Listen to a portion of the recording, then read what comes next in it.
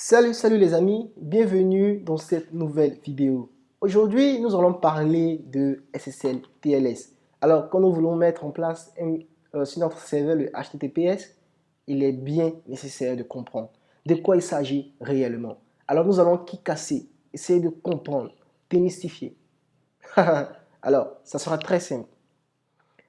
D'abord, le SSL TLS, c'est simplement un ensemble de protocoles. C'est un ensemble de protocoles qui est accompagné d'algorithmes et de signatures qui permettent en fait des connexions, qui permettent des connexions chiffrées, protocole par protocole. Je prends par exemple l'email, le web, etc.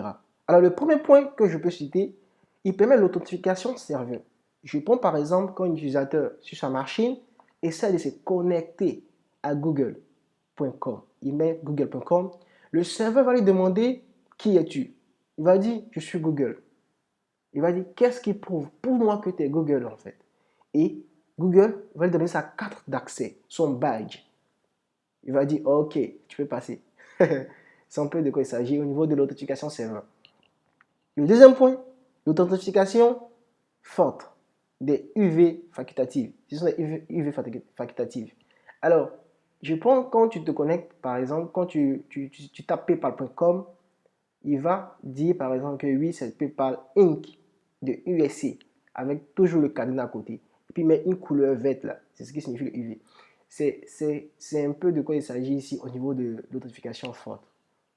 Au niveau de l'authentification client, un utilisateur qui essaie de se connecter à un serveur, le serveur va lui demander par exemple, donne-moi une clé, qui tu es réellement, ou bien il faut t'authentifier. Voilà un peu. Alors, quand on veut parler de l'historique de SSL, qui est simplement né de Netscape. Netscape qui est un des premiers navigateurs, un des gros navigateurs à succès depuis l'arrivée d'Internet. Alors, c'est un des gros navigateurs. Après quoi est arrivé maintenant Internet Explorer et d'autres navigateurs qui existent. Alors, en 94, Netscape a vu qu'ils avaient un navigateur qui tournait bien, super cool, ouais, c'est cool, wesh. Mais bon, après ça, ils ont voulu migrer par exemple vers le paiement, vers l'échange des données, vers la sécurité. Alors, ils se sont dit, oups, s'il faille que nous migrons en fait vers la sécurité, vers le paiement et tout, il faut que le serveur s'identifie, une notification. Il faut que les données soient chiffrées, les données ne soient pas ouvertes, lisibles en fait, comme ça. Alors, ils ont inventé la norme SSL. En se basant bien sûr sur les différents types d'algorithmes qui existent, par exemple le MD5, le RAS, ce genre de trucs.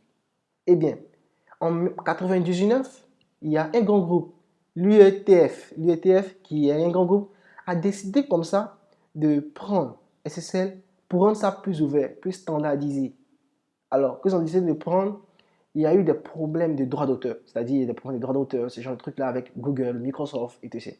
Alors, ils ont décidé simplement pour éviter tout ça, de renommer. C'est pour cela qu'ils ont juste appelé ça TLS. Alors, quand on parle de TLS, on fait référence à SSL. Alors maintenant, nous allons essayer de comprendre comment ça fonctionne, le SSL. Comment fonctionnent les chiffrements.